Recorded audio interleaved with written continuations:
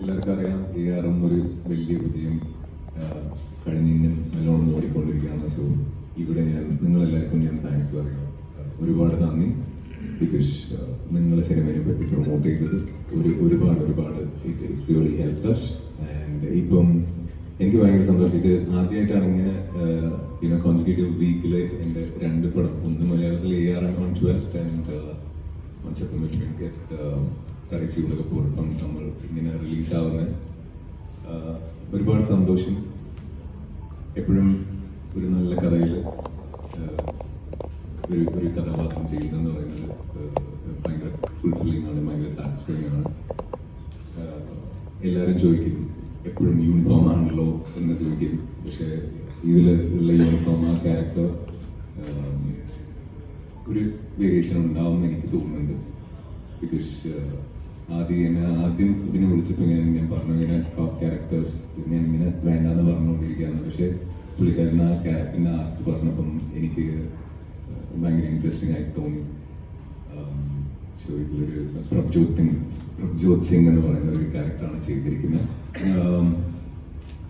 ഈ സിനിമ എനിക്ക് ആദ്യം നട്ടി തുണി എന്ന് പറയുന്ന സിനിമ മുതൽ എനിക്കറിയാം. ആ സിനിമയിലായിരുന്നു ഒരുമിച്ച് അഭിനയിച്ചത്. അതിലാണ് ഇപ്പോൾ ഈ സിനിമ. സോ പുള്ളിക്കാരൻ്റെ കൂടെ പോകുന്നത് ഭയങ്കര ഒരു ജോളി വൈബാണ്. ഒരു സിനിമ സെറ്റ് എന്ന് പറയുന്നതിനെക്കാട്ടിലും കുറച്ച് കൂട്ടുകാരെല്ലാവരും കൂടെ ഒരുമിച്ച് ഒരു like minded people come for ഒരു goal to make a good film എന്ന് പറയുന്ന അങ്ങനത്തെ ഒരു മൈൻഡ് സെറ്റാണ്. ഇപ്പം എക്സ്പീരിയൻസ് വാസ് റിയലി ഗുഡ്. ഭയങ്കര ഫിസിക്കലി ഡിമാൻഡിങ് ആയിരുന്നു. സിനിമയിൽ ഒരുപാട് ആക്ടേഴ്സ് ഉണ്ട്. ആദ്യത്തെ ഫസ്റ്റ് പ്രൊഡക്ഷൻ, ഡയറക്ഷൻ ഉണ്ട്, ആക്ടിങ്ങും ഉണ്ട്. പക്ഷെ പുള്ളിക്കാരനൊന്നും ഒരു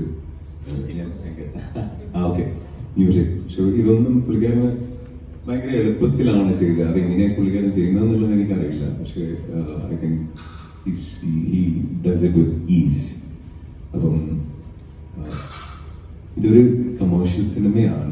പക്ഷേ ഈ കമേഴ്ഷ്യൽ സിനിമയിൽ എപ്പോഴും പുള്ളിക്കാരൻ്റെ സിനിമയിൽ ഒരു പ്രഭാതിയുടെ സിനിമയിൽ എപ്പോഴും ഒരു സോഷ്യൽ കണ്ടന്റ് ഒന്നും ഉണ്ടാവും, ഒരു അണ്ടർലൈനിങ് ഒരു മെസ്സേജ്.